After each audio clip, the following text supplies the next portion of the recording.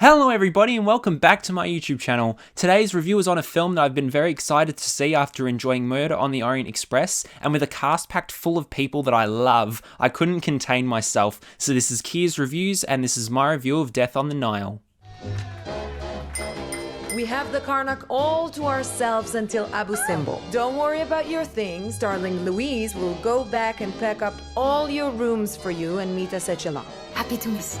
Thank you. We have a piano tuned, a chef stolen from Shepherds of Cairo, and enough champagne to fill the Nile.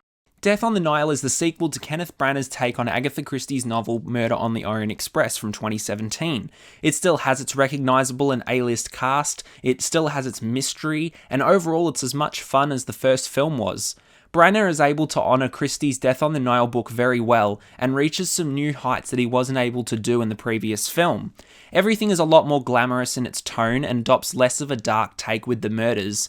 Unfortunately though, it feels like Branagh translated the novel to screen with a very thin and predictable plot and some really weak and expected writing. It's not the job of the actors to make bad writing good, it's to deliver these lines convincingly and in character, and I'd say that this cast took their dialogue and tried to do everything that they could have done with it. In the end, that wasn't really enough for it to be as memorable as Murder on the Orient Express, and even that was a little mediocre. The cinematography was great and really captured that feeling of being stuck on the Nile, trapped within the confines of a steamer boat. The interest for the mystery is there, but the build-up to that mystery and how it was handled wasn't executed as well as it could have been. The first half hour flew by for me and I loved how everything was set up, even though the story felt like it had been done a million times before. But since this is based on a novel that was written in 1937, I will forgive it for its supposed twists not delivering as well, given that we as an audience have already seen these twists done a lot since 1937. Once the entire cast of characters got onto the steamer boat and Emma Mackey, Gal Gadot and Armie Hammer's characters had been developed, I wasn't expecting for it to take some time to get around to the sole purpose of the film, a death on the Nile River. Instead of focusing on this murder mystery trope, it tried to develop nearly all of the characters, but when they make no real additions to the plot by the end, what was the point in extending the runtime to 2 hours? This is something that Branagh handled a lot better in the first film. There was just a lot of filler that didn't need to be included.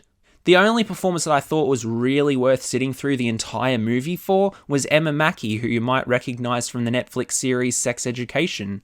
She gave herself to this role and there wasn't one moment where I didn't believe her character's motives or role within the story's larger context. Gal Gadot was fine, Armie Hammer was fine, Kenneth Branagh was just acting for theatre rather than film, which was kind of annoying. By the time the film had actually gotten to the mystery of the murder, I'd been bored for at least half an hour to an hour and had lost interest in who the characters were, so that impacted my viewing of the final act because I just saw the plot twists coming a mile away and I didn't care for any of the characters in the film. After focusing so heavily on giving each character their own arc and backstory to flesh them all out, it felt like the main job of the movie was rushed intensely.